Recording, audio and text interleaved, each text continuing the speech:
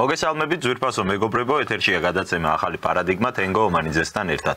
დღევანდელ გადაცემაში ჩვენი სტუმარი იქნება ანალიტიკოსი პროფესორი ბატონი დემურ გიორხელიძე. მოგესალმებით ბატონო დემურ, დიდი მადლობა სტუმრობისთვის.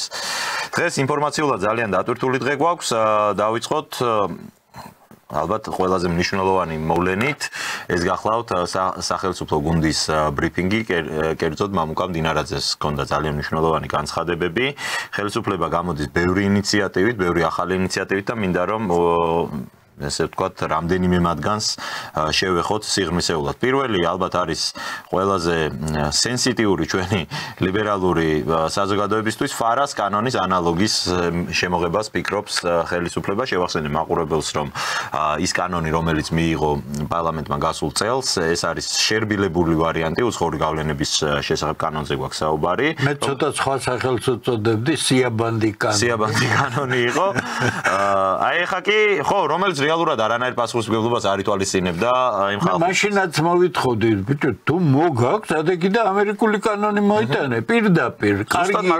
კარგია, რომ აკეთებენ ამას და დამთავრეთ თქვენ და კი, არა, პრინციპში ეგ არის შეკითხვა და მეორე ამ თემას ებმისეს და ამიტომ მინდოდა მე თქვა ერთი ეს ფარას კანონი, რომელიც პრაქტიკულად გამორიცხავს იმას, რომ საზღვარგარეთიდან აქ მოხდეს დაფინანსება გარკვეული ჯგუფების ისე რომ ეს იყოს გაუმჭვირვალე და მეორე რაც ასევე თვალშისაცემი იყო NGO სექტორის როლის შემცირება სახელმწიფო მმართველობის საქმეში. ანუ აქამდე ბევრი კანონი არსებობდა ჩვენთან ისეთი, რომელიც არსებობს დღესაც ისეთი, რომელიც ხელისუფლებას ადმინისტრაციას ავალდებულებს, რომ რაღაც პროცესში აუცილებლად ყავდეს ჩართული NGO სექტორი, როგორც მდინარაძემ განაცხადა, მსგავსი ვალდებულება სახელმწიფოს მხრიდან იქნება მოხსნილი. ანუ NGO სექტორის მონაწილეობა გადაწყვეტილების მიღების პროცესებში და სხვა პროცესებში ადმინისტრაციული საქმიანობის დროს აღარ იქნება სავალდებულო.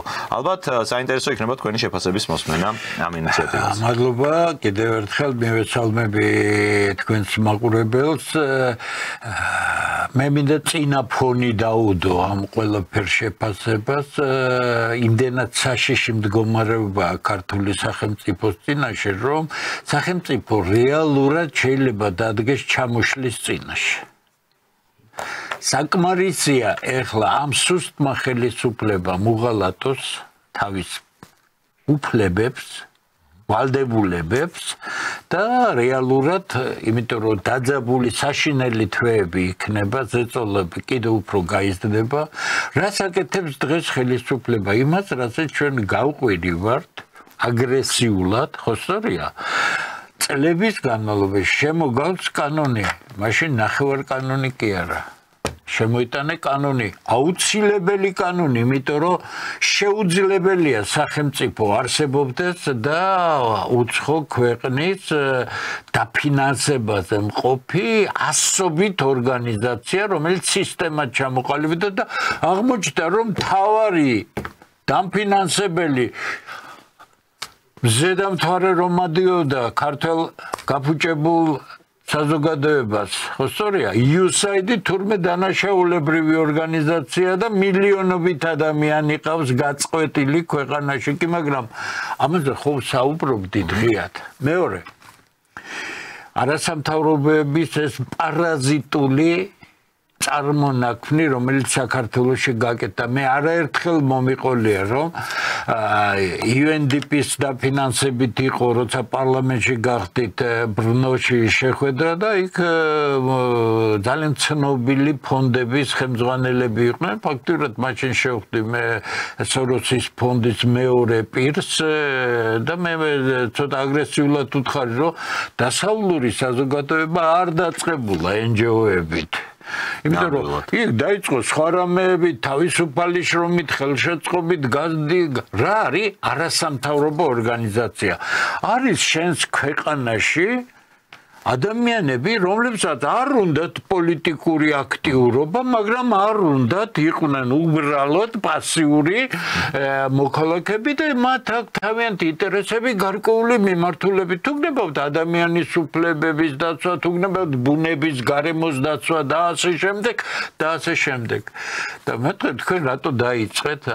გაეცინა და მითხრე ჩვენი მიზნები გაგვთ, თქვენი არასამთავრობო არიო და კეთილი ინობესო ქართულმა სახელმწიფომ და მიხედო ამაზე მიძახი 20 წელია არ არის ორი მე არა სამთავრობო ორგანიზაციები შენი მოქალაქეებია ხო შენ მათ ზუსტი ადგილი უნდა გქონდეს აი რაც მე გითხარით ეს არის არასამთავრობო შენ პოლიტიკაში რომ მოძრები მაშინ პოლიტიკური პარტიის ინფრასტრუქტურა ხარ და მე შენ ამის ნებას არ მოგცემ გახდი პარტიის წევრი კი ბატონო ხარ არასამთავრობო სახელმწიფოდან უნდა დაფინანსდეთ ვინ უნდა შენი მოქალაქეებია როგორ შენ გინდა შეზღუდო შენი მოქალაქეების ამ სახელმწიფოსთვის კარგი საქმის კეთების ასწორედ ამას იძახის ხელისუფლება ანუ განა არასამთავრობო ორგანიზაციების დაფინანსებას კრძალავს პირიქით უბრალოდ საზღვარგარეთიდან შეიგრძნობა თორე იქნება ფონდი რომელიც დააფინანსებს ესე იგი საფრთხეებმა ხელისუფლება მიიყვანა ორ ძალიან მნიშვნელოვან კარგ გადაწყვეტილებამდე ერთია რომ უცხოური დაფინანსების საუბარი არ არის სამეცნიერო გრანტებზე და რაღაც კონკურსებში მოპოვებულ ეს არასდროს არ დაიხურება, მაგრამ ეს გამჭვირვალე თემაა, სამეცნიერო გრანტი იქნება თუ ახალ ალბათ არც აქვს პრობლემა რომ გამჭვირვალედ მიიღოს. აქ არანაირი პრობლემა არ არის, საუბარია იმ პარაზიტებზე და იმ ნაგავზე, რომელიც ბოლო 32 წელი იქნა შექმნილი ამ საზღვარი USAID-ების და ვიღაცების ღია ტექსტით ლაპარაკობდი მე.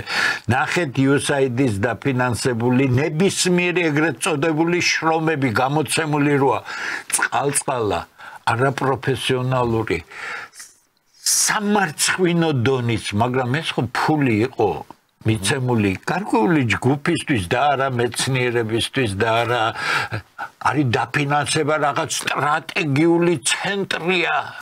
ევიზი ცნობილი გვარი ხა არ არის ცოცხალი ის კაცი.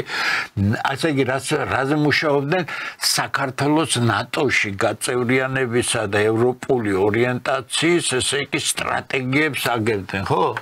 ფაქტიურად პოლიტიკური პროფანაცია თემისა და ხელისუფლებამ თქვა რომ მე დავაფინანსებ არასამთავრობო დიახ ეს შენი ვალდებულებაა მაგრამ ჩვენ ზუსტად უნდა ვიცოდეთ არასამთავრობო ორგანიზაციის მონაწილე ადამიანი არის შუალედი აქტიური ადამიანი არაპოლიტიკური მიმართულებისა რომელიც აქტიურობს თავისი ქვეყნის თავისი ინტერესების შესაბამისობის პარკლებში. უნდა დავაფინანსოთ დიახ, მხოლოდ საქართველოს უნდა დავაფინანსოთ, მხოლოდ ხელისუფლება. იგივეა პარტიებთან მიმართებაში. რა თქმა უნდა, სახელმწიფო უნდა დააფინანსოს, ოღონდ უნდა დააფინანსოს რა ისეთი ნაძირალა პარტიები, რომელიც ხელისუფლების ხელშეწყობით 12 წლის თავზე არის აღვირახსნილ პოლიტიკურ ორგანიზაციებად გადაქცეული. არამედ ჩვენ უნდა შევთანხმდეთ პოლიტიკური თამაშის წესებზე, ჩვენ უნდა ვიცოდეთ ყველა მოქალაქემ რომ ყველა პოლიტიკური პარტია ღმერთთან უკრავს ყველა ერთაზზე იყოს ეს იქნებს ლიბერალი ეს კონსერვატორი ეს რა ქვია ლეიბორისტი ეს კიდე სოციალ-დემოკრატი რა ვიცი რაც უნდა ის იყოს მაგრამ არის ხელშეუხებელი ქართული სახელმწიფო ხელშეუხებელია ჩვენი კულტურა ჩვენი ენა ჩვენი ხალხის ინტელექტუალური დონის ზრდა ამას განათლება ჭირდება მეცნიერება ჭირდება მე საკითხი მთავარი საკითხი რომელიც გაახმიანა პრემიერ-მინისტრმა მაგრამ ჯერჯერობით გავრცელება არ აქვს ეს ორი ძალიან სწორი გადაწყვეტილებებია მესამე განათლება პრემიერმა თქვა რომ ეს და მე ამაზე მე ამ სფეროს წარმომადგენელი ვარ და თელი ჩემი ცხოვრება აქ ამაკ გატარებული ხო ამაზე გავყვირი უხეში ფორმით გავყვირი იმიტომ რომ აქ მოდიდება არ შეიძლება ეხლა ჩვენ გვაინტერესებს თუ საქართველოში ის ნაძირალური სისტემა თახსირობის სისტემა რომელსაც ბოლონიის სისტემა ქვია რომელმაც ჩვენი ახალგაზრდების ნაწილი იმ ცნობილი ხელისუფლების მიერ მხარდაჭერილი ეგრეთ წოდებული იდეოლოგიზირებული ძალიან სუსტი უნივერსიტეტების მეშვეობით სადაც მხოლოდ იდეოლოგია იყო ვითომ ორიენტაცია ვითომ ევროპული ორიენტაციის ნებარე ესე იგი მიმართულების ახალგაზრდებს დიდენ ევროპული ორიენტაციის და ცივილიზებული ორიენტაციის ადამიანები იზრდება ქართულ კულტურულ ფანტასტიკურ წიაღში განათლებული საღი თავისუფალი ადამიანები ეს შეიძლება იყოს. განათლების სისტემის ფუნქცია რამდენად შეიძლება იყოს ბატონო დემურ იდეოლოგიზირება რაღაც კონკრეტული მიმართულებით. ეს არის იმ ბოლონიის სისტემის და იმ გაფუჭებული ხელისუფლებების შედეგი, რომელმაც ქართული განათლების სისტემა მსოფლიოში ერთ-ერთი უკანასკნელი ადგილზე დააყენა. ხასუსამ ხელისუფლებას ყველანაირი მხარდაჭერა უნდა გაუკეთოთ თუ ის საზიზღრობა, რომელიც სულ ცოტა ხანში იქნება ძალიან ძლიერი ჯგუფი, რომელიც დეტალურად დადებს იმ პროგრამების ანალიზს, იმ საგნების ანალიზს, რომელიც იკითხება, თურმე ქართული განათლების სისტემის მიზანია ნეოლიბერალურად მოაზროვნე, ანუ შედეგი რაც არის სახეზე კი. ანუ პირდაპირ გვიწერია რომ იდეოლოგიზირება ახალგაზრდების არის მიზანი ჩვენ. კიდე გეუბნებით, არაფერი მოსარიდებელია, ეს არის საცოდავი, დაღუპული ნაწილი ახალგაზრდებისა, ქართული ახალგაზრდების ნაწილში. დიდი ნაწილი არის შესანიშნავად კარგად აღდგილი, ძალიან კარგი. არის ყველაზე პროპაგანდისტულად და რომ იტყვიან არ მიყვარს ეს სიტყვა, გაპიარებული ახალგაზრდები, ეს არის უზრდელების ხეპრერთუჯრედიანი ორიენტირებულების ესე იგი ჯგუფი ახალგაზრდებისა მოკიდებს ამას ხელისუფლება და ჩვენ ვიტყვით რომ არასწორია თქო ამას არასდროს არ გა პირიქით აქ იქნება უდიდესი მხარდაჭერა იქნება მე შემდეგი რამ ქართული სახელმწიფოს ინსტიტუციონალური გაძლიერება, გამყარება, რომელიც მოითხოვს სამართლის სტრუქტურების სრულ რეფორმას, სრულ თანდათანობით რომ იტყვიან ჩანაცვლებას, იმიტომ რომ შეუძლებელია სისტემის მსახური მოსამართლეები, სისტემის მსახური პროკურორები და გამომძიებლები, რომლებიც ემსახურებოდნენ ერთ სისტემას და ჩადიოდნენ სიგლახეს და ამ სისტემის შემნარჩუნებელმა ქართულმა ოცნებამ გააგრძელა ეს ხაზი, იმიტომ რომ ისინი ახლა ამათ ემსახურებიან. თუ ამას ხელისუფლება ქართული სახელმწიფოს ინტერესებიდან გამომდინარე ცვლილებებს არ განახორციელებს, ანუ სამართლის რელსებზე არ გადაიყვანს ქვეყანას, ამ იდეოლოგიზირებას არ მოხსნის, არ გაამკაცრებს კანონმდებლობას ყველაფერი იმის მიმართ, რასაც ჩვენ ვხედავთ, რომ არ შეიძლება სახელმწიფოში ჩვენ არ გქონდეს თამაშის წესები, რომელიც სავალდებულო ყველასთვის. ქცევის ნორმები, პოლიტიკური ორიენტაციის, ანუ მსოფლმხედველობის გამოხატვის ფორმები, პროტესტის ფორმები. მე არ მგონია, რომ შესაძლებელი იყოს ქვეყანაში საპროტესტო დემონსტრაციების აკრძალვა, მაგრამ ეს ჩარჩოში უნდა იყოს კანონში. ამ მიმართულებითაც იგეგმება და ამას აფასებენ სხვათა შორის, როგორც დიქტატურის დასაწყისია, როგორც ვინ აფასებს? ნაგავი, ხო? კი ბატონო, მე როგორც შეფასებები როგორც წლების განმავლობაში ვამბობ, რომ 32 წლის განმავლობაში ქვეყანაში დაგროვდა ნაგავი, რომელიც წალეკვით ემუქრება ქართულ სახელმწიფოს.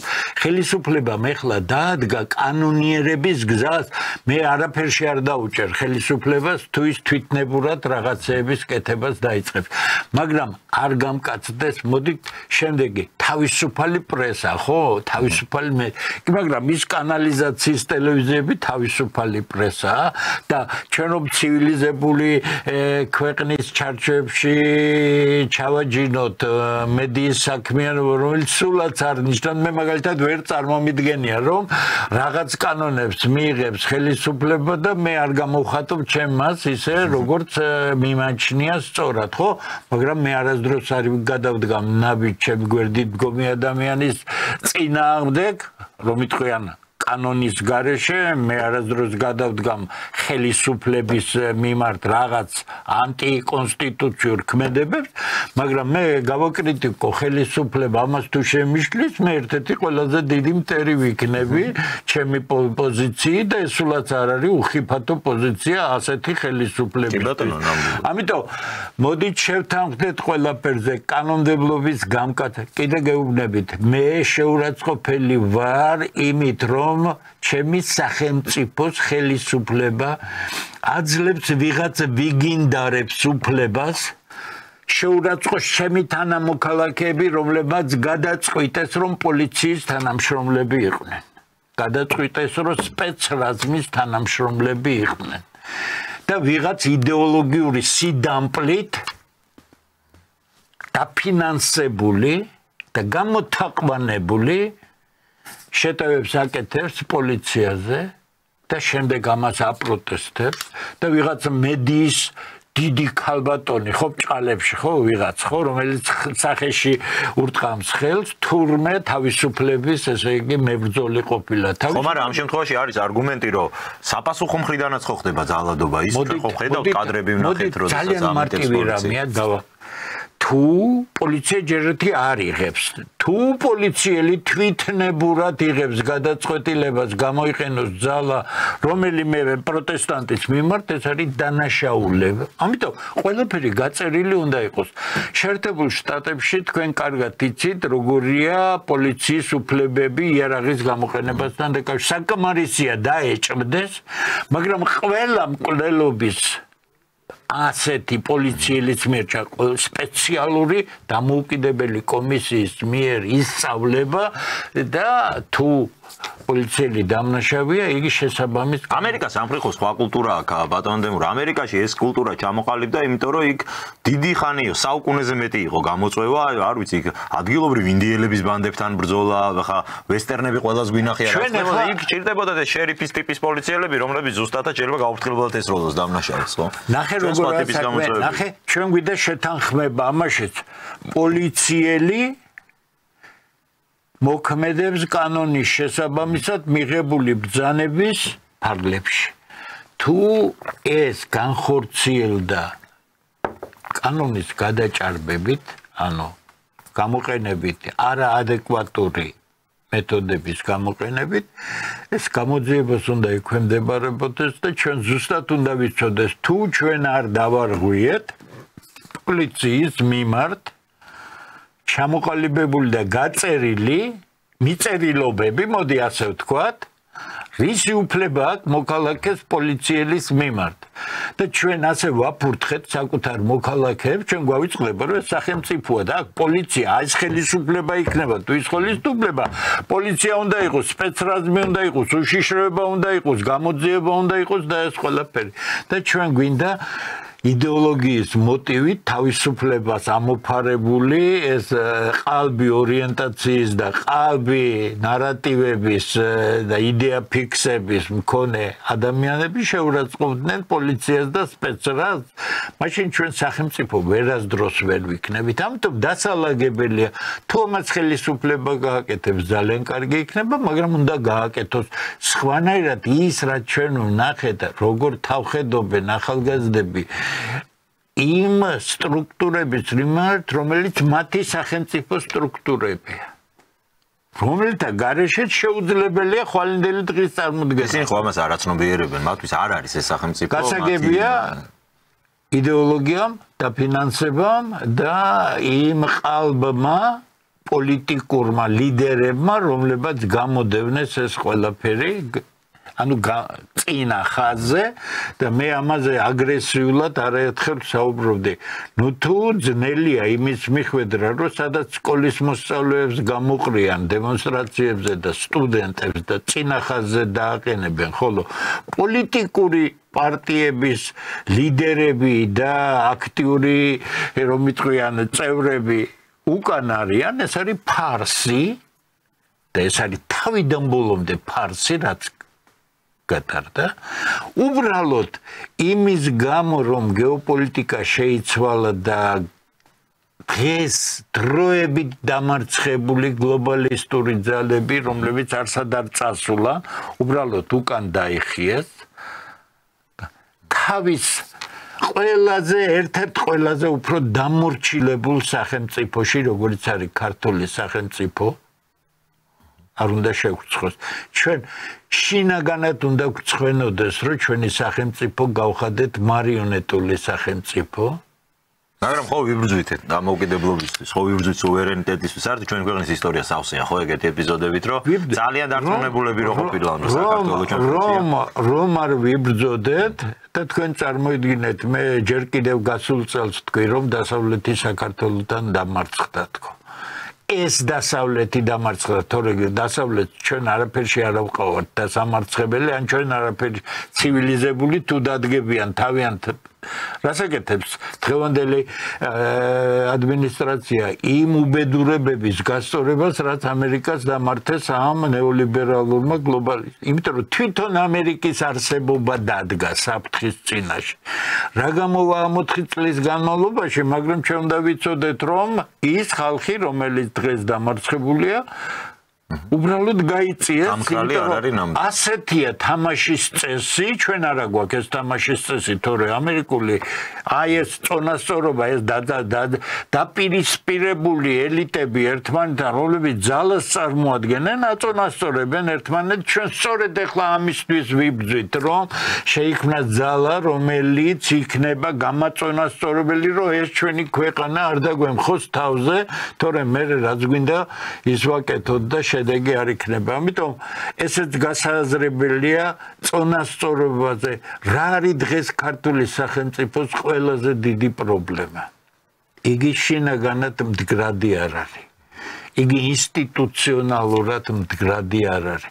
იგი კონსტიტუციურად მდგრადი არ არის. მართლობა არ შეესაბამება კონსტიტუციურ წყობას, არ შეესაბამება კანონს, არის არაფორმალური მართლობა, გაუგებარი ხალხით, კონსულტანტებით და ასე შემდეგ. მე ხლა არ დავასახელებ ხალხს, რომელსაც არაფორმალური მართლობა ეყრდნობა თავის, რო ვიტყვი, მრჩევლად სრული კატასტროფაა. და ეს ყველაფერი აისახება რეალურ შედეგებზე, მაგრამ დგება მომენტი, როცა ხელისუფლება შეექმნა, რამ შეცვალა ხელისუფლება? ხელისუფლება შეექმნა დიდი საფრთხე. კი, მაგრამ ასეთ დროსაც, ამასაც ხო უნარი უნდა, რომ ასეთ დროს ფსონი დადო, სწორი მიმართულებით დადო ფსონი. ხა, რო ყოფილიყო ხელისუფლებაში, მაგალითად, იგეს ვაშაძეები და ბოკუჩავები არ ვარ დარწმუნებული, რომ ამ ფსონს დადებდნენ და ფსონის დადეს. დარწმუნებული, გამოვიდოდნენ ბოლომდე ბაიდენს ჩაყვებოდნენ საფლავში. ჩაყვებოდნენ და პირველ რიგში განადგურდებოდნენ თვითონ, სხვა არავინ. და მათ ეხო თქვა, რომ ეგრე არ მოიწინა. მოდით ასე ვთქვათ, ადამიანი ცოტა გონებას იკრებს მაშინ, როდესაც პირადი განადგურების საფრთხე უდგება მას და ჩვენ ახლა ვნახეთ, რომ ხელისუფლებამ როგორც კი იგრძნო ის, რომ მის ხელისუფლებას შეექმნა საფრთხე და მის მიერ 12 წლის განმავლობაში გატარებული პოლიტიკა არის თავიდან ბოლომდე მცდარი, მხოლოდ ინსტინქტმა თვით შენარჩუნებისა ძალიანაც კარგი, თუ ჯერჯერობით მე ვერ ვხედავ, განცხადებებია, ჯერ არ არის საქმე, კარგ საქმეს გააკეთებენ, ცხადია ჩვენ ამას ვიტყვით და რაც შეგვეძლება მხარს დაუჭერთ, როგორ შეიძლება ხელისუფლება, ვინც არ უნდა იყოს ქვეყნისთვის კარგს აკეთებდა და ჩვენ ვთქვათ, რომ როგორ შეიძლება ამის დაშვებაც კი, მაგრამ ქვეყანა დგას რეალური ჩამოშლის წინაშე, ხაზს უსვამ. თქვენ ნახავთ რა რთული თვეები იქნება. იმიტომ რომ ჯერჯერობით ყველაფერი ისევ მიდის გადაგრეხვაზე, მათ შორის მთავარი დიდი მოთამაშეებისა, თქვენ გადაცემაში რამდენჯერ მithქვამს მე, რომ 3 მთავარი მოთამაშეა მსოფლიოში.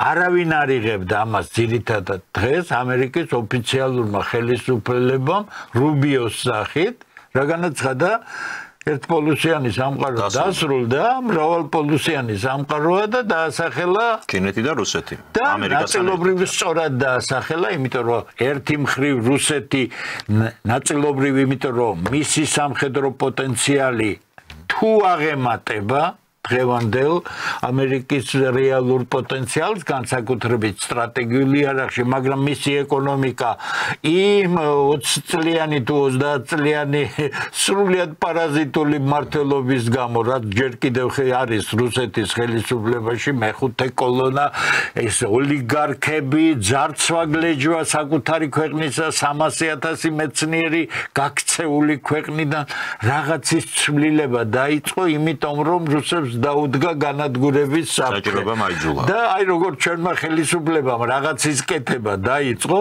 ისე დაიწყო 2022 წლის თებერვლიდან რუსებმა რაღაცის შეცვლა, იმიტომ რომ მათი კრახით დასრულდებოდა. ესე იგი, რა გამოდის?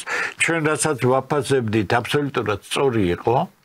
მე თუ გახსოვთ თქვენ გითხარით რომ როგორც კი 7 ოქტომბერი მოხდა და ჰამასი ისრაელის და მე ვთქვი რომ ისრაელი დამარცხებულია არა მარტო სტრატეგიულად არამედ ისრაელის გამარჯვება შეუძლებელი იყო და თქვენ დღეს ნახეთ რა დღეშია ისრაელი თუ ვინმე ინფორმაციას იტყუება და ასე შემდეგ და კიდე რაღაც მოძრაობებს აკეთებს იქ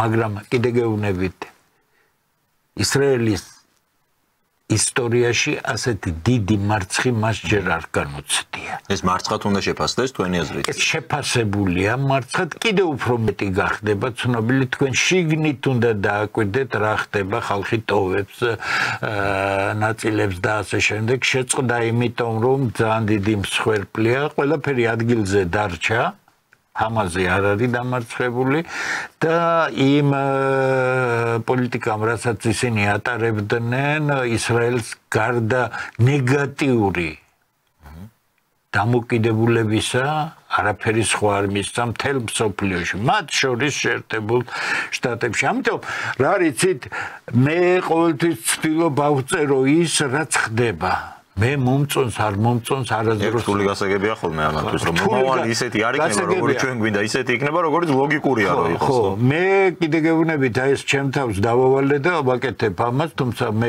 ძალიან კარგად ვაკვირდები ნეგატიურ რეაქციას თავის დროზე წარმოიდგინეთ თქვენ ესე იგი რაზე ვსაუბრობდი მე და დღეს ნახეთ რა დამოკიდებულება ევროპის მიმართ ევროკავშირის მიმართ ნატოს მიმართ რა დღეშია ერთი რა დღეშია მეორე და ამაზე მე წლებია ვსაუბრობ ბატონდემურ ამიკვირს ხოლმე იცით და თქვენ თუ გაქვთ ამისი ახსნა რატო ხდება ესე თქვენ რასაც ამბობთ ეხლა და თქვენ არ ხართ რა თქმა უნდა ამ ხრივ გამონაკლისი უამრავი ნუ არც ისე ბევრი მაგრამ არიან ადამიანები რომლებიც იქნებოდა ეს არ ვიცი ის კოვიდ პანდემია იქნებოდა ეს უკრაინის ომი თუ გინდაც იგივე ცოტა უფრო ადრე დაიწყო ეს LGBT საშინელებები თავის დროზევე ამბობდნენ სიმართლეს თქვენ ნამდვილად ხართ ერთ-ერთი თვალსაჩინო წარმომადგენელი ამ საზოგადოების და ამის გამო უამრავი ნეგატივი მიიღეთ ხო თავის დროს. ეხლა ის ადამიანები რომლებიც პირობითად თქვენ გლანძღავდნენ 2 წლის წინ დღეს რო საკუთარი თვალით უყურებენ რომ რასაც აი მაგალითად თქვენ რასაც ამბობდით თურმე სიმართლე ყოფილა მათი განწყობას ეს არ ცulis თქვენ ხვალ მათთვის ისევ იგივე არ ვიცი აი მაპატიე ნაძირალა იქნებით ის რაღაცა ისევ იგივე ადამიანად დარჩებით და რატომ არ ხდება მათში ეს გადაფასება რომ იქნება მართლა სიმართლეს ამბობს ეს ხალხი ხო უნდა დაფიქრდნენ არა მაგალითების მეტი რა გვაქვს უკვე ჩვენ კარგად უნდა ვიცოდეთ რომ ასეთ აუწყობელ სახელმწიფოში შეუთანხმებელ სახელმწიფოში როდესაც შენ იმ ფუნქციას იღებ შენ თავზე რომელსაც შენ თავს ავალებ შენ უნდა იცოდე წინასწარ რომ ეს იდეოლოგიით გადაგვარებული არაპროფესიონალი ხალხი ფულზე გაყიდული მათი უფროსები და მილიონერები არიან ცნობილი არასამთავრობოს ხელმძღვანელები 2019 წლიდან ხო გამოქვეყნდა 26 მილიონია 26 თითქმის 30 მილიონამდეა გადმორიცხული 2019-დან მარტო ბოლო 5 წლის სტატისტიკაა ეს და ჯამში გადმორიცხულია მილიარდი 94 წლიდან ხო გასაგებია ხო ეს ადამიანები შენ რომ შემოგიტევენ და შენ თუ არ გინდა რომ შემოგიტიონ სხვანაირად ამ არ შემდგარ სახელმწიფოში საქმე არ გაკეთდება ვიღაცამ თუ არ აიღო ეს პასუხისგებლობა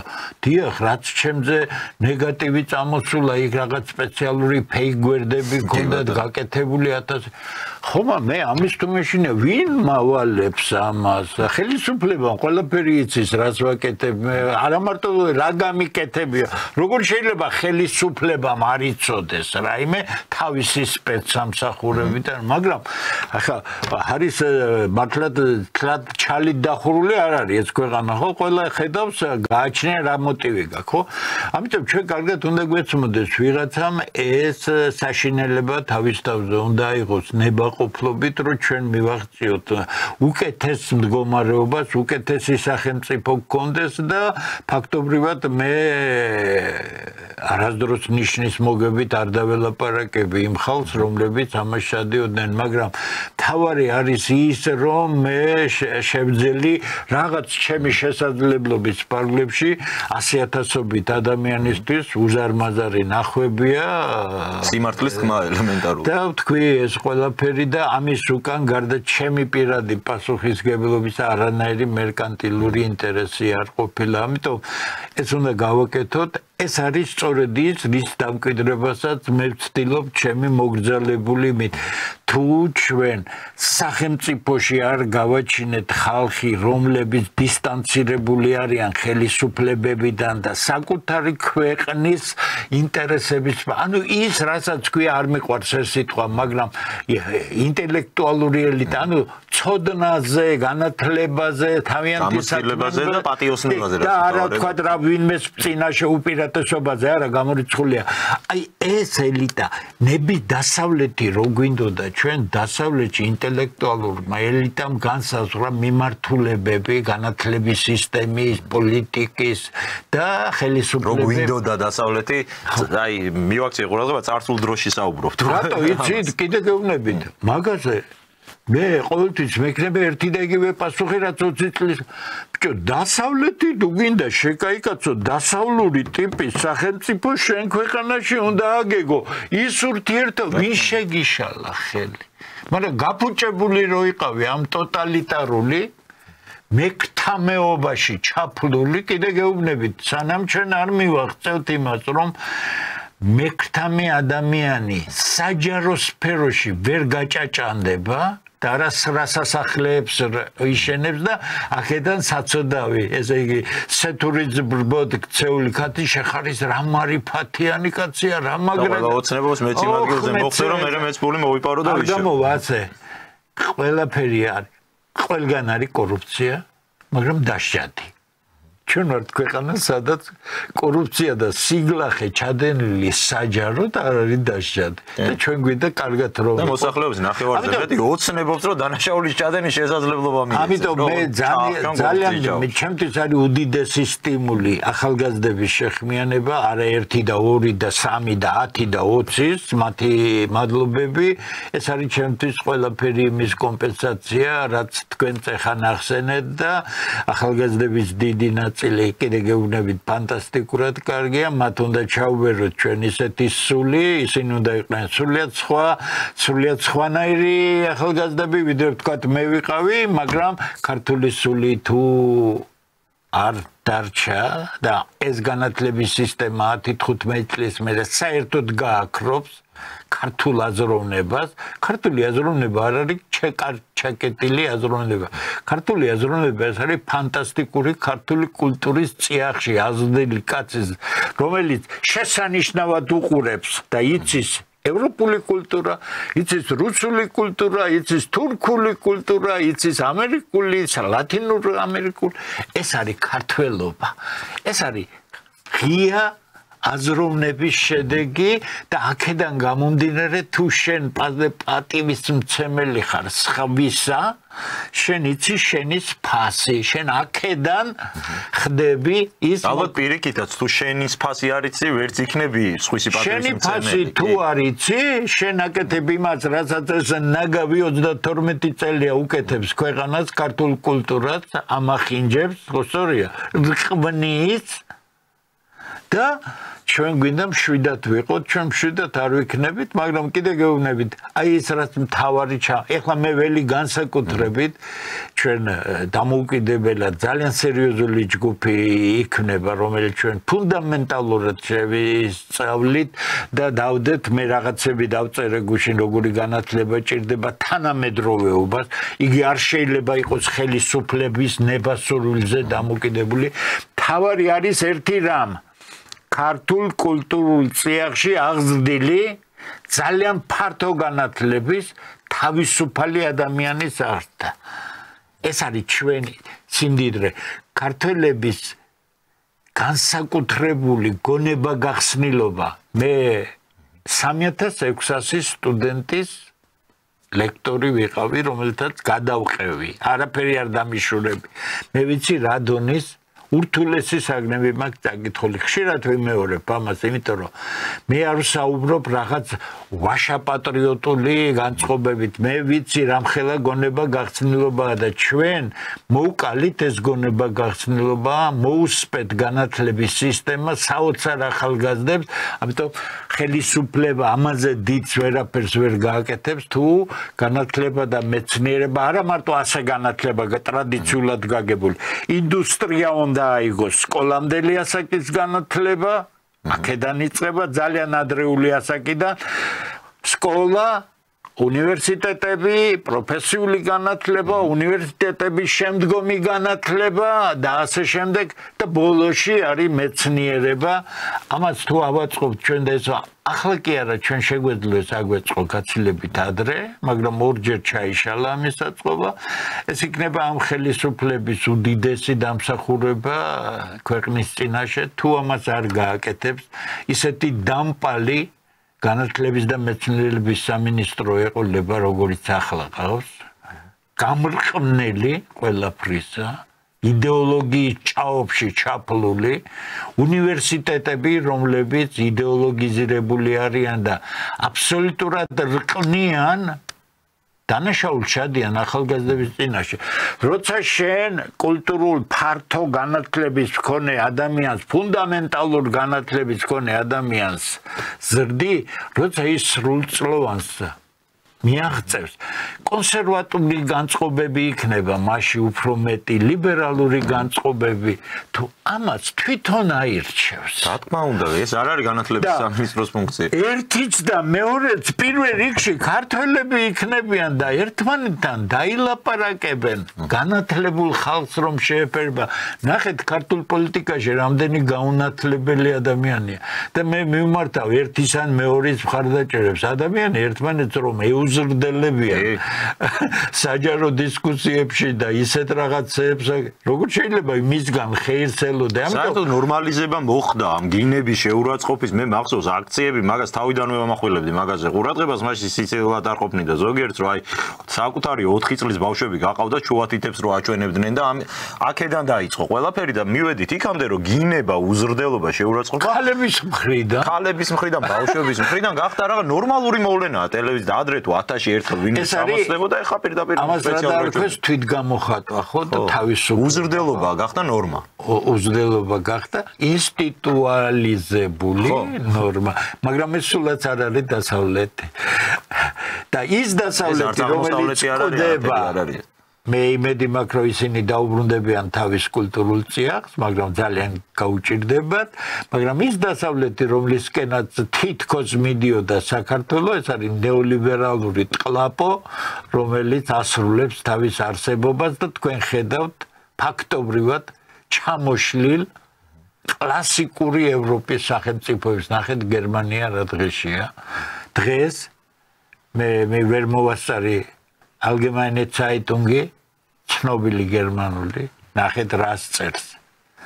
რომ საკმარისია ამერიკის 40,000 ჯარისკაცი გავიდეს გერმანიიდან და გაიტანოს ტექნიკა და ბუნდესვერი აბსოლუტურად მისი ჯარით არის მოუმზადებელი გერმანიის და ჯერთი გერმანიას არავინ არ ემუქრება. ეს ბლეფია თავიდან ბოლომდე.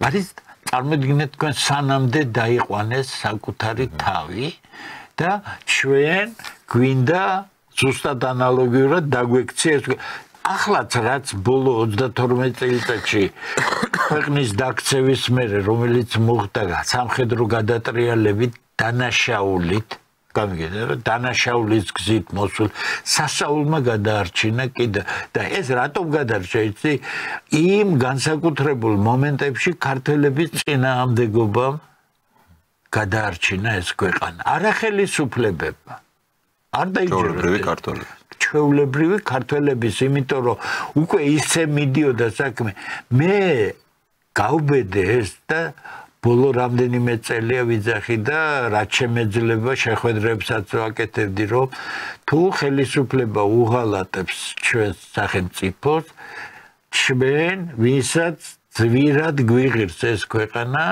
დასაცავი გვეყოლება ეს ქვეყანა და ჩვენ თუ არ დავიცავთ ამ ქვეყანას იგი უბრალოდ ქართველების აღარ იქნება ამიტომ რას ნიშნავს ეს დეტალიზაცია მე მგონი არ არის საჭირო მაგრამ მე დღეს კიდევ გავიმეორებ ყველა გულიან და ყველა საღ და გადარჩენილ ქართველს მივმართავთ ნუ ვფიქრობთ რომ ყველაფერი დასრულებულია ამიტომ შინაგანად მზად იყავით რომ თუ საჭირო იქნება ჩვენ უნდა დავიცვათ ეს ქვეყანა როგორ კეთდება ეს ძალიან მარტივად ეხლა არ არის ამაზე სალაპარაკო არაფერი. მინდა ბატონო დემურ კიდევ შევეხო საკითხებს რომლებიც დღეს იქნა გახმოვანებული სახელმწიფო გუნდის მხრიდან პრიორიტეტებად იქნა გამოყოფილი მიგრაციული პოლიტიკის გამკაცრება და ასევე ნარკოპოლიტიკის გამკაცრება როგორც მამუკა მდინარაძემ აღნიშნა უახლოესი 2 თვის განმავლობაში ხელისუფლება მიიღებს ისეთი ტიპის კანონებს რომელიც ძალიან დიდი თავისკივილი იქნება ყველა ნარკორეალიზატორისთვის და მათ უცხადებს პირველ რიგში ბრძოლას, ხოლო რაც შეეხება მომხმარებლებს, მათ მიმართ აბსოლუტურად ყველა უფლება ბუნებრივია იქნება დაცული, თუმცა ყველას უბიძგებთ, რომ გვექნება ისეთი საკანონმდებლო ბაზა და პრაქტიკა, რომ ყველას უბიძგოთ ამ მავნეს ენის, ასე ვთქვათ, გადაგდებაზეო, თუ ვიტყვით ასე ჟარგონით. როგორ ფიქრობთ, რამდენად სწორი აქცენტი არის ხელისუფლების მხრიდან ნარკოპოლიტიკა და ეს ნარკომანია რო არის ამ ქვეყნის დიდი პრობლემა, სულ ამაზე ვსაუბრობთ, მიგრაცია, უკონტროლო მიგრაცია და საერთოდ დემოგრაფიული ბალანსის სულელება ამ ქვეყნისთვის რო უკვე ეგზისტენციალურ საფრთხეთ იქცა ამაზე ვსაუბრობთ, რამდენად დასაჯერებელია ხელისუფლების მხრიდან რომ წამოწია სწორედ ეს პრიორიტეტებია. მოდით პირდაპირ ვთქვათ, რომ ერთი რამ აკლია ამას შემდეგ ვიტყვი, მაგრამ აბსოლუტურად სწორი მიმართულებებია, თუმცა გითხრათ სიმართლე, როცა მდინარაძე საუბრობს, ხო, არაფრის არ მჯერა, სიმართლე რო გითხრათ, მაგრამ ნარკოტიკები და ნარკომოხმარება საქართველოში არის ეროვნული ტრაგედიის დონემდე მისული. მე ის თაობა ვარ, რომელიც თაობაც სულ სხვა პოლიტიკურ რეჟიმში საბჭოთა კავშირის დროს მიზანმიმართულად ჩაახრჩეს ნარკოტიკებში. ჩემ თვალწინ ხდებოდა. მიზანმიმართულად რატო ეს ვინმეს მიზანი იყო რომ ასე უნდა ამას აკეთებდა ის, ვისაც შეეძლო გაეკეთებინა სპეციალური სამსახური, რომელიც იყო მაშინ ცნობილი სახელწოდებით. პირველად ეს ყველაფერი მასიურად დაიწყო, სადაც 1967 წელი იყო. მე მაშინ კალათბურთში სულიკო თორთლაძესთან ვარჯიშობდი და პირველი გათეთრებული სახიანი ჩვენი მეშვიდე კლასელები გამოჩნდნენ მაშინ, რომლებიც ეგრეთ წოდებულ პლანს ეწეოდნენ და მე მშობლები მოდიოდნენ და სულიკო ძალიან ავტორიტეტული კაცი იყო და ის არიგებდა რომ ამას ნუ მოწევთ, თორემ მე ბავშვები არ გეყოლებათ, ხო იცით? მაგრამ ეს იყო საშინელება 67, 68, 69, 70, 70-იანი წელები სრული კატასტროფა. ამ ნარკოტიკებმა ჩემს თვალწინ უამრავი უნიჭიერესი ახალგაზრდა წაიყვან. ამიტომ მე მტკივნეულად განვიცდი მთლიანად ამ პრობლემას. მე ჩემს თავზე მაქვს გადატანილი, რაც ნიშნავს ხედავდე კაცი, რომელიც შენ თვალწინ კვდება. და მან იცის რომ უკვე არაფერი არ ეშველება საშინელება არანაკლები თუ უფრო მეტი არა მასობრივი ნარკომანია არის დღეს საქართველოში და ეს 60-70 წლებთან შედარებით ბევრად მეტი. ვერა, დიახ, მას არასწორია, ბევრად უფრო მრავალმხრივი არის. ადრე თუ პლანს ეწეოდნენ, ეხა არა, პლანს არ ეწეოდნენ, მე გეტყვით რა იყო ჩვენი თავი. მორფინის მაშინ იყო მორფი, რომელსაც გაცილებით ნაკლები მოხმარება, იყო ტაბლეტები, ეგრეთ წოდებული, სხვა რა თქმა უნდა და მე ეხლაც როცა უყურებ და სადმე შევდივარ და სუნზეც და ადამიანის სახეზეც ზუსტად ხვდები გაკეთებული აქვს ნევსი თუ ტაბლეტები თუ დღევანდელი მარიხუანა აქვს მოწვეული აბსოლუტურად სახეზე აწერიათ ჩემი პრაქტიკიდან გამომდინარე ამას ყველაფერს მე არაერთ სამინისტროში ყოფილვარ და ტუალეტში ზუსტად მარიხუანას სუნი მიგრძნია კიდე გეუბნებით ღიად ესე ნარკოტიკები ვერანაირად ვერ გაჯეჯილდება ქვეყანაში თუ ხელისუფლების ნება არ არის. ნება. არალეგალური მოხმარება იქნება. ეგეც დარჩება, მაგრამ ბრძოლა ჭირდება. მაგრამ ეს დაშადია. აქ ორი მთავარი რამეა. აქ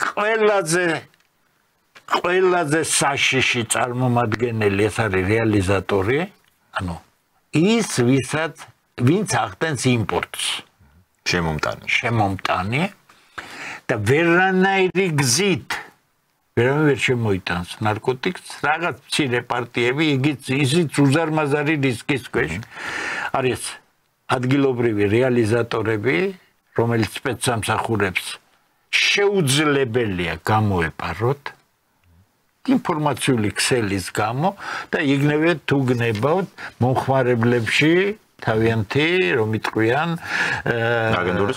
აგენტურის როლის გამო ხო კატასტროფის წინაშეა ქვეყანა სრული კატასტროფა არის ამიტომ რაც გააკეთებს ხელისუფლება არ ვიცი რა ჩვენ არ ვიცით რომ საქართველოზე ტრასა გადიოდა ავღანეთის და ამაში უზარმაზარ ფულს ღებულობდნენ ვიღაცები მე ვიცი ეს და ხელისუფლებამ არ იცის ეს იცის ესიც კი მომისმენია რომ ღია ტექსტით ვისაუბროთ აქ არაფერი სანაპიროზე თუ კარგად დააგვირდები შეგიძლიათ ნახოთო ესეთი ინფორმაციაც მომისმენია ნახოთ კონკრეტული მანქანები რომლებსაც აი ეს ესკორტები აცილებენ პირდაპირ თუ ჩვენი ქვეყნის გავლით რა მე ავხსნა ეს ტექნოლოგია როგორ ხდება მანქანა მოდის აგდებს ცნობილ ადგილზე როგორ ხდება დღეს რეალიზაცია ვითომ დაფარულად მოდის მანქანა აგდებს ცნობილ ადგილზე სადაც შეთანხმებულია პაკეტს მიდის მერე მოდის ვიღაცა და იმ დღეს ახლა განვითარებული ეს GPS სისტემები და ესენია და მარტივად მიგრაცია ეს ძალიან მნიშვნელოვანი საკითხია ნამდვილად არა მარტო მნიშვნელოვანია ეს არის ხელისუფლების მოდით ასე ვთქვათ ნაწილობრივ თავისი იდეოლოგიური შეხედულებებით ნაწილობრივ ხარკი გაღებული იმ პოლიტიკის მიმართ, რომელსაც ევროკავშირი აძალებდა საქართველოს სულ რამდენიმე 6 წლის წინ მოაწერა ხელი დანაშაულებრივ აქტს, რომელსაც ქვია ევროპული აქტი მიგრანტების შესახებ. სწორედ იქიდან არის მე გავახმიანე 2-3 კვირის წინ ის საჯიშნელი ციფრები, რომელსაც ვერ ახმიანებს ხელისუფლება და არც გაახმიანებს 9 მილიონამდე არალეგალური მიგრანტია ქვეყანაში. კიდე გეუბნებით. ქართველების რაოდენობა რამდენია, თქვი და აღარ გავიმეორებ. და რამდენი ჩინელია მოქალაქე 25,000 კაცი. და ერთი რამ რომელიც გამორჩა ხელისუფლებას კი მაგრამ გაეროს სპეციალურმა სამსახურმა ჩაგწერა მომაკვდავი ერების სიაში 50 წლისთვის კი არა 32 წლისთვის არის გადმოტანილი 250 წელი ამიხსენით დემოგრაფიული მდგომარეობის გასწორება არ ხდება ერთჯერადი აქტით ამიხსენით დემოგრაფიის მიმართულებით რას აკეთებს საქართველოს ხელისუფლება. აქაც აუარეს გვერდი.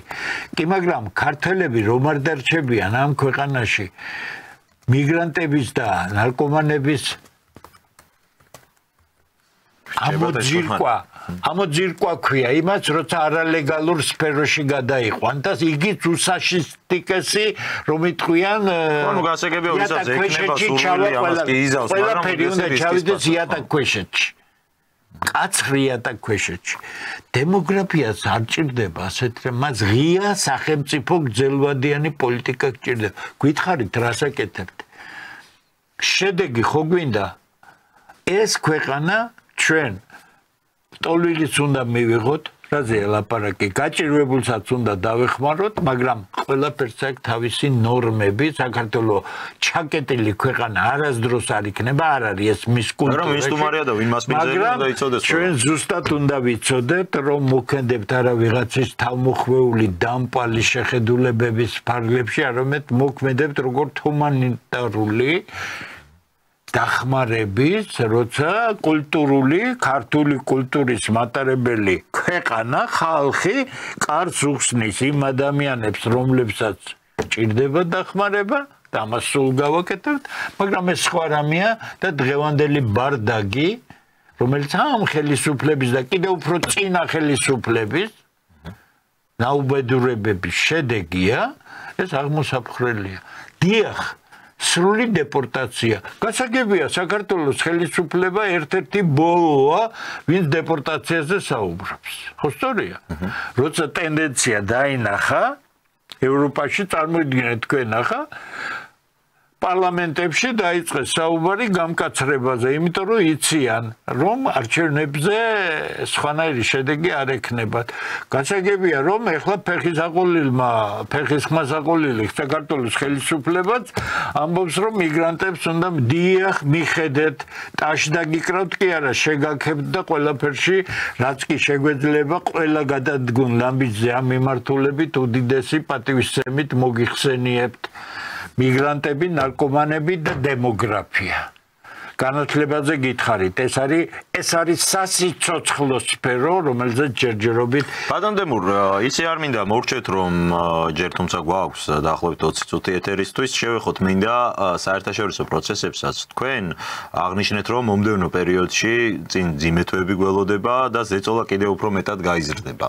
რა გვაძლევს ამის თქმის საფუძველს? თითქოს არის მოლოდინი, რომ უნდა მოხდეს შეთანხმება მსოფლიოს ძალთა, ასე ვთქვათ, ცენტრებს შორის უნდა იყოს ეს შეთანხმება მალეთან, რაც მთავარია. არ არის ეს ჩვენთვის დამშვიდების საფუძველი? არა, აბსოლუტურად არ არის. საქმე რა შეიცით?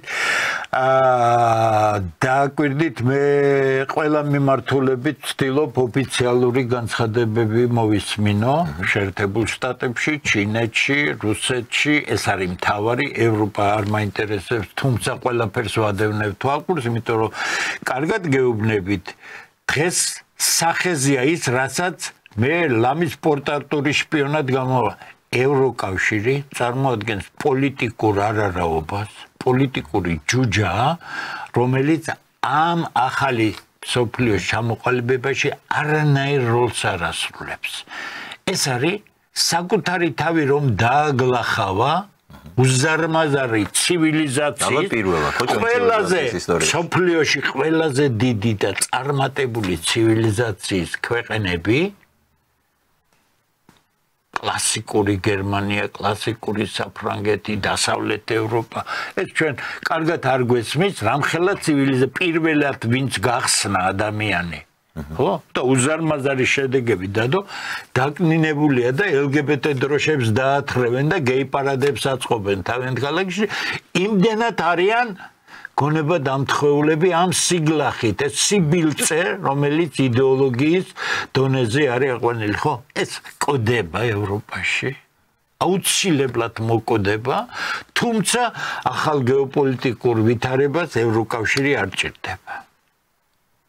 როდესაც მე 22 წლის თებერვალში დავწერე, რომ ამ დიდი კონფლიქტის უკრაინა-რაშიაში იყო სპეციალურად პროვოცირებული დიდი თამაშის დასაწყისი, მე ვთქვი, რომ ამ პროცესის ლოგიკური შედეგი იქნება ევროკავშირისა და ნატოს მოშლა დროში.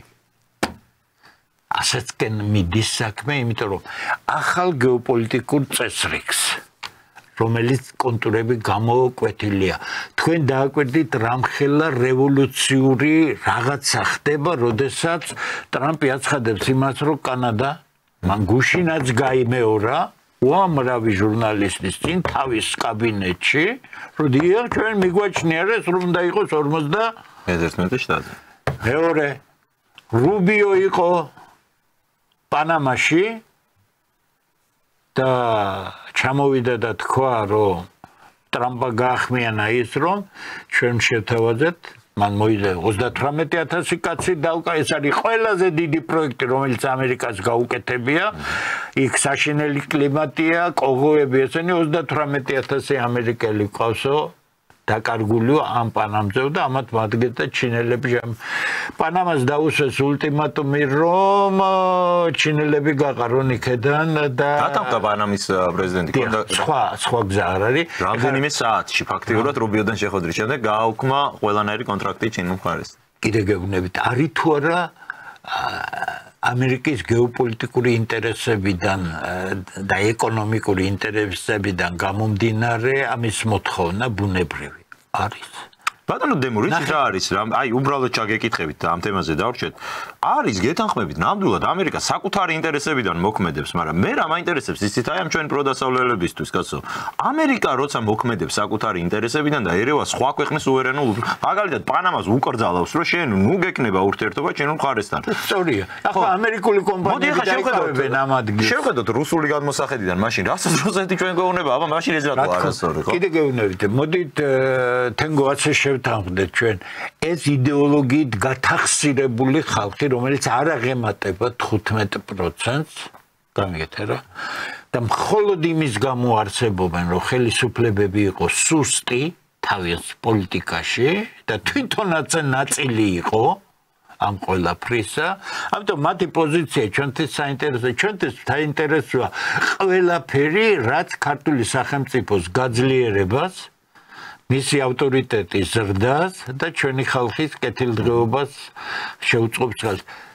გუშინ ოვალურ კაბინეტში მან ისევ გაიმეორა კანადის მიაჩნიათ, რომ ეს უნდა იყოს 51 შტატი შეერთებული შტატებისა. იმიტომ და იმიტომ ასაბუთებს. დოტაციას ვაძლევთ, უზარმაზარ ვაძლევთ, ჩვენ დავიცავთ მას და არის ლოგიკა? ამერიკის ინტერესებიდან არის ლოგიკა, მაგრამ ამ ყალბი საერთაშორისო, თქვა ვითომ ეს ვარი აღიარება, რომ არანაირ საერთაშორისო სამართალი არ არის. მოდი ახლა დავაკვირდეთ, რა იყო ესენი რა მტაცებლები რა უნდათ? იმიტომ რომ მათ უნდა შეზღუდონ თავიანთი თავი მსოფლიოს სხვა სივრცეებში. 840 სამხედრო ბაზა მთელ მსოფლიოში, შეკაიკაცო, შენი ინტერესი ყოფილა მთელი მსოფლიო და სხვები ყოფილა არავინ, ხო, არ გამოვა ეს თამაში. ამიტომ უნდა წავიდეს.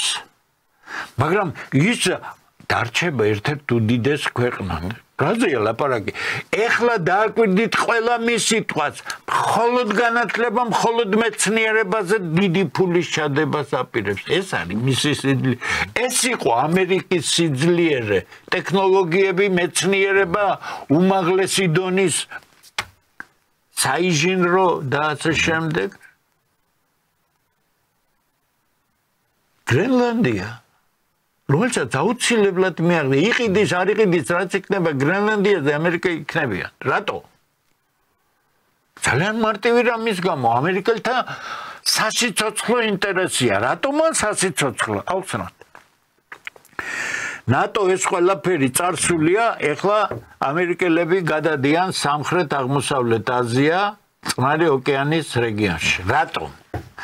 იმიტომ რომ ყველა ჩინური სატრანსპორტო მაგისტრალი გაკონტროლებული უნდა იქნას. ჩინეთი არის ექსპორტზე აწყობილი ქვეყანა, მას არ შეუძლია, ის არ არის ამერიკა, სადაც ექსპორტზე არ არის არაფერი დამოკიდებული. არაფერი არ არის.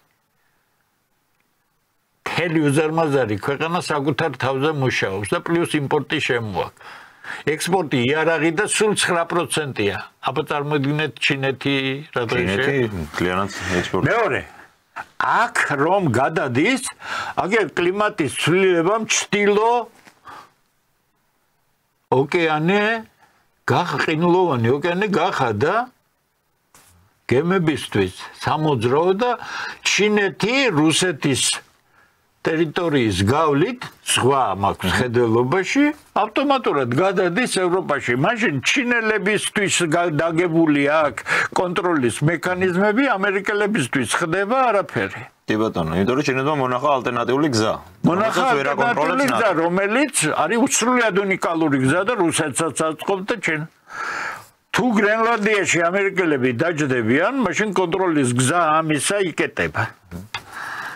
რა თქმა უნდა, მაგ ტრასის კონტროლი არის სწორედ გრენლანდიის, მაგრამ რა თავის მოკავშირეზე ახმევს კაცო მე. ეხლა ქართული ილუზიები. თუ ჩინელები აგერ შვადერეფანი, რისი შვადერეფანი? ხე კარგად ახართ კიდე. ამერიკელები გაჭედილები იქნებიან აქ და აქ.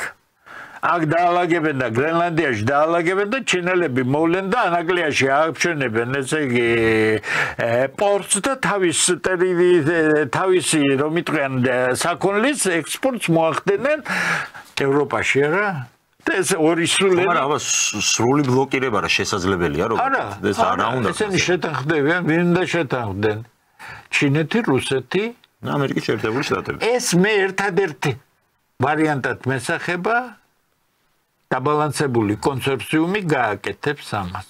ხომ კონსორციუმი, სადაც წილები იქნება და არა ის, რაც ქართველებს გონიათ, რომ ამას ჩავხსნით, ვის ჩახსნით. მე საერთოდ ესე სოფლიო დონის პროექტებს შენ რა გავლენა შეგიძლია? შენ შეგიძლია შენი მიუმხრობლობით იყო ძალიან საინტერესო ქვეყანა.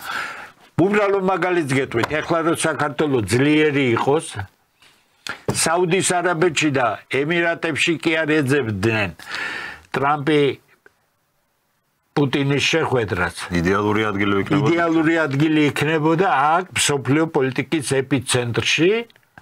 ამის რატო? ეს არის შენი ფუნქცია და არა ითამაშო ის სულელური თამაშები, რომელსაც ამდენი წელიწადია ვთამაშობ. ესე იგი ამერიკა ახალ მრავალპოლარულს ნიშნავს იმას, რომ ვიღაცებს ექნებათ ერთმანეთის მიმართ პასუხისგებლობა. ესე იგი, ეს რომ დარჩეს მთავარ მოთამაშედ, მას სჭირდება გარკვეულ რესურსებზე და გარკვეულ უსაფრთხოებებზე, იმიტომ რომ თანამედროვე ტექნიკა იცვლება და ამერიკის ტერიტორია, რომელიც იყო აბსოლუტურად მიუწვდომელი, გარე იარაღისთვის მისაწვდომი გახდა. ეს საფრთხეა უკვე ამიტომ სხვანაირი უკრაინა მაჩვენა ერთი უკრაინის მოვლენება სოფლიო შეიცვალა არა მარტო იარაღის ასორტიმენტის მიხედვით არამედ თავდაცვის მექანიზმები სრულიად სხვანაირი გახდა გასაგებია რომ რაკი რუსეთის დამარცხება არ გამოვიდა გინდა თუ არ გინდა ეკონომიკურად სუსტი ქვეყანა მაგრამ უზარმაზარი რესურსი აქვს ესე იგი მას აქვს პოტენციალი თუ ესეთი მახინჯი ხელისუფლება არ ეყოლება რუსეთს და ეყოლება გონიერი ხელისუფლება ცხადია ის იქნება ერთ-ერთი უდიდესი გავლენის ქვეყანა სამხედრო თვალსაზრისით დღეს იგი ფაქტიურად არაფრით ჩამოუვარდება თუ უკეთესი არ არის შტატებში პირდაპირ წერენ რომ ასეთი არმია დღეს არავის არ აკავს ეს მე დავწერე იმიტომ რომ როგორ შეიძლება ჩემი თაობის ადამიანმა მithumetes ჩემი სამეცნიერო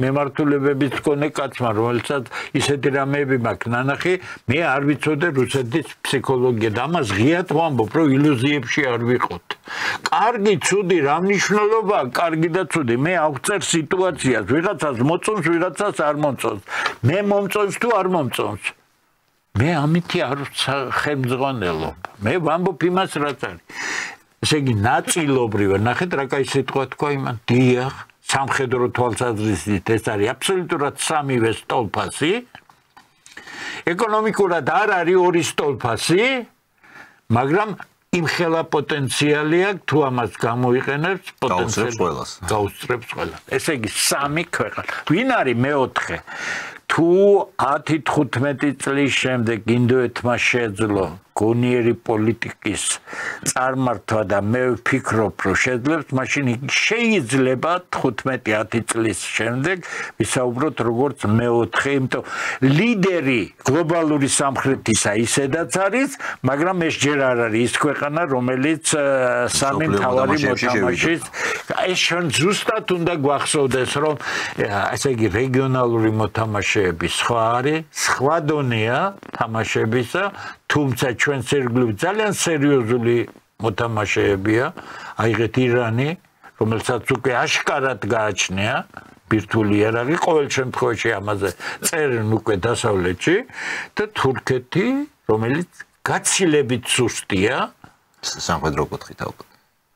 შინაგანი ვიდრე ირანი, იმიტომ რომ ირანის მეცნიერებამ და განათლებამ არანორმალურად მოიმატა და მსოფლიოში ერთ-ერთი ყველაზე რთული სისტემა აქვს სამეცნიერო ხარისხების დაცვისა, ეს არის ფაქტიურად ვერავინ რომ მიადრება სიმკაცრის, იმიტომ ის ტექნიკა რო წამოვიდა, ის მეცნიერების შედეგია, სხვა რამის შედეგი კი არ არის. ჩვენ კი ჩვენ ახალგაზრდებს ვაფლანგვინებთ თავიანთ გონება გახსნილობას რაღაც სულელურ სპეციალობებს. ირანის ზრდის მეცნიერებს. დიახ, ზრდის მეცნიერებს, განათლების დონე აქვს. მე არ საუბრობ ახლა კორეის, სამხრეთ კორეის განათლებაზე, არ საუბრობ თუ გნებავთ ჩრდილო კორეის სამეცნიერო პოტენციალზე, ეს უზარმაზარი პოტენციალია. ნუ იფიქრე. მაგით არ მჯერა ხოლმე მე ჩრდილო კორეაზე რა მითებსაც ყვებიან, რომ უბრალოდ არ ვიცი, აი რაღაც აქსიომა მგონია ეს და შეუძლებელია, რომ სახელმწიფო რომელიც ბირთვულ ტექნოლოგიას ავითარებს, ვერ მოყავს ბრინჯი, რომ აჭამოს თავის მოსახლეობას ახლა. აშკარად მითებს. ეს სხვა რამეა, ეს არის თვითონ მართლობის მანკიერების შედეგი და არა სამაგიეროდ ის ტოტალიტარული რეჟიმი ქმნის მეცნიერს რაკეტაში როგორ მიიყვან კაც სკოლიდან თუ არ გამოიყვანე რა თქმა უნდა ამიტომ მე არაფერს ვამბობ ძალიან მაგარ სამხრეთ კორეულ განათლებაზე აი ჩვენ ამ ტიპის განათლება გვჭირდება თქვენ წარმოიდგინეთ რომ ცნობილ კორეულ ფირმებში ცნობილი რამდენიმე დიდი ფირმაში 100,000 უმაღლესი დონის ტექნიკური და საბუნებისმეტყველო მეცნიერების სპეციალისტი რიგში დგას და კონკურსები რომ არის არანორმალური რაღაც ხდება და ჩვენ საინჟინრო საქმე მოვკალით, საბუნებისმეტყველო მეცნიერებები მოვკალით და ლაპარაკობთ იდიოტიზმებზე. ეგ იმის ბრალი ხო არ არის, რომ უბრალოდ პერსპექტივა აღარ აქვს ამ ქვეყანაში. ხა ინჟინერი გამოყვალ ადამიანი, მაგრამ არაფერი არ არის. გავიგე, ეს ხელისუფლების პრობლემა არის. სწორედ ეს არის ჩვენი პოტენციალი. აქ არის ქართველების პოტენციალი და ამას გარემოს თუ არ შეუქმნიდა, არ დაასაქმებ, ხო? იმიტომ არ ხდება ამის მომზადება, არა და ჩვენი ყველაზე დიდი პროდუქტი არის განათლებული ახალგაზრდა კაცი, რომელიც მსოფლიო დონის მოაზროვნე იქნება და ყველა მეცნიერებაში იქნება დაწინაურებული და ამის გაკეთება ხელისუფლება შეუძლია, მაგრამ უნაროა ხელისუფლება, ეხლა კეთილინებეთ, პრობლემები გაქვს და გადადგით ნაბიჯი, რომელიც ამ სახელმწიფოს წაადგება და ეს მხოლოდ სასიხარულო იქნება ყველასთვის, ვისაც ეწყინება, წავიდეს და თავში ქვაიხალოს. დიდი მადლობა ბატონო დემორ, მადლობას გადაგიხდით ძალიან საინტერესო ანალიზისთვის და საუბრისთვის, ასევე სტუმრობისთვის და იმედი მაქვს მალე ისევ გვექნება შესაძლებლობა. შეგახსენებთ რომ ჩვენი სტუმარი იყო ანალიტიკოსი პროფესორი ბატონი დემურ გიორხელიძე, მე მადლობას გადაგიხდით ყურადღებისთვის და ხვალამდე დაგემშვიდობებით, კარგად გრძანდებოდეთ.